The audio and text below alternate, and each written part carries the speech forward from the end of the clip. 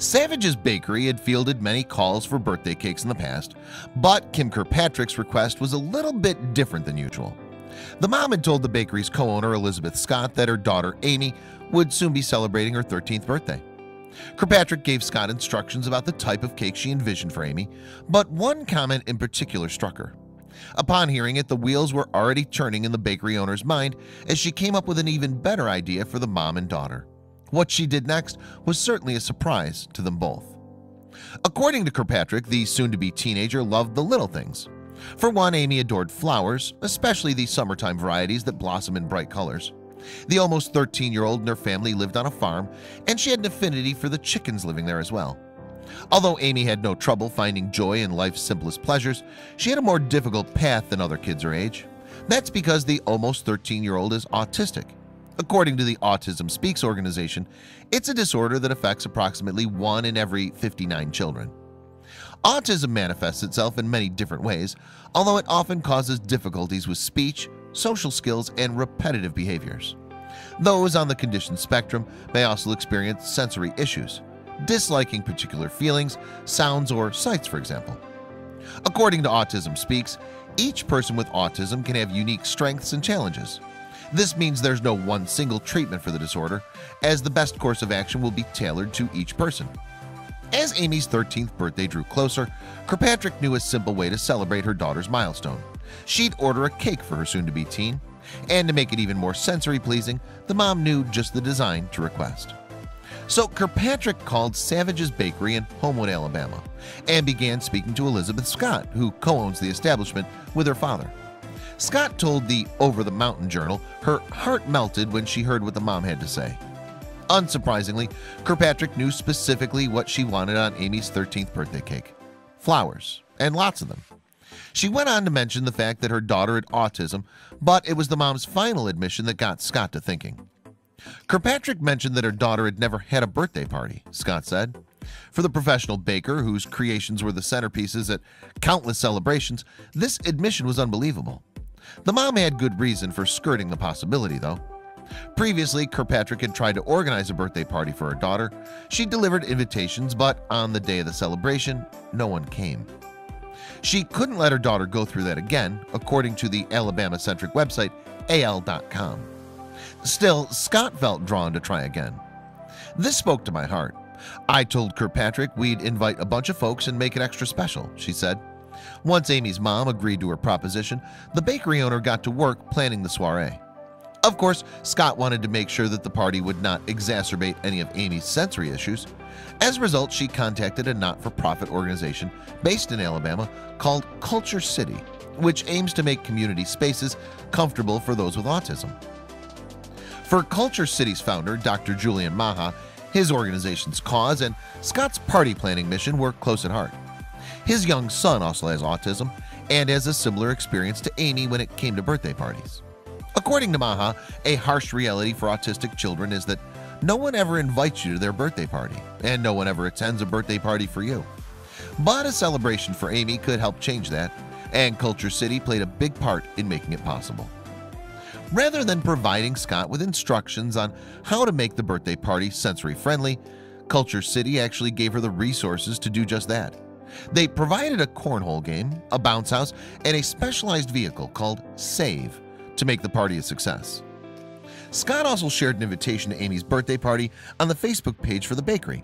As she told the Over the Mountain Journal, Kirkpatrick didn't have a lot of family or friends that might be able to come, but I told her not to worry, we'd make it extra special. On the big day, plenty of kids from all across Alabama showed up to celebrate Amy's big day.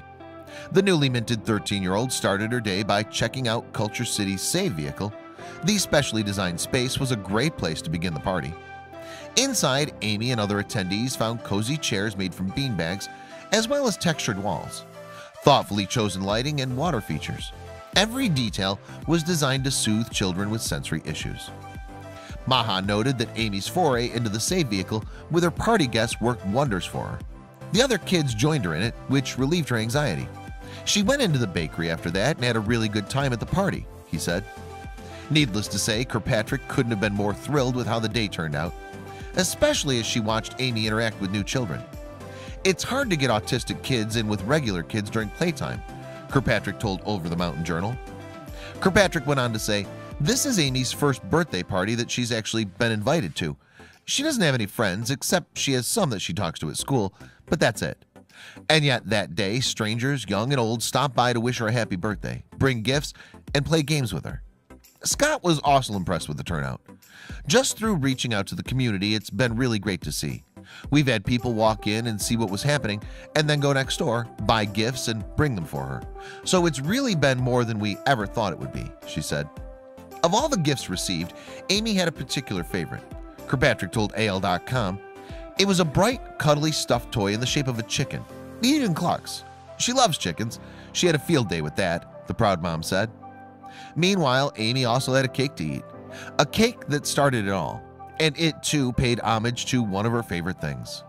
Colorful blossoms covered the gorgeous rectangular cake, and the birthday girl was even able to see the bakery's decorating room, where the treat was created. In fact, after the party ended, the teenager said that tucking into the bloom-covered treat would have been the highlight of the soiree for her. In other words, Scott's plan had come to fruition. We made it a special day for her. Amy was all smiles all day long, she explained. And the success of her big party led Kirkpatrick to change her tune on birthday celebrations for her daughter in the future. From here on out, if Amy wants to have a party here every year forever, that's what we'll do, she told Over the Mountain Journal. For Scott, the event was a great example of how the bakery's run. It's a family business, and that's really what we're all about, community and family. If we can do little things like this every once in a while, then it really makes what we do all the more special and rewarding, she explained. And because Scott threw the soiree without any personal experience with autism, Maha felt he and Culture City were successful in their mission. People like Elizabeth, for me, are the reason we do what we do, he told AL.com. If we can convert someone like Elizabeth, who really has no personal connection to disabilities, and take that message of inclusion and acceptance to the next level, we've done our job, Maha concluded. Indeed, communities around the country have rallied around celebrating their birthdays to make their milestones unforgettable. Take as another example a North Carolina-based birthday party derailed by bad weather and allergens. Initially, Melissa Reed envisioned her son, Jackson, and 15 of his friends spending the day at a Monkey Joe's Play Center in celebration of his 3rd birthday. However, in the hours leading up to his scheduled soiree, Reed's phone started to ring. One by one, the parents of Jackson's invited guest called Reed to say that their children couldn't make it. As sad as that was, however, she knew why they weren't coming. We just went through a hurricane, and I'm sure there are some allergens and some funky stuff in the air, Reed told Inside Edition. Well, Reed added that she totally understood why parents were canceling. She was also left with a huge dilemma. Jackson had woken up that day ready to celebrate his 3rd birthday, but only one invitee could still come to his party at Monkey Joe's.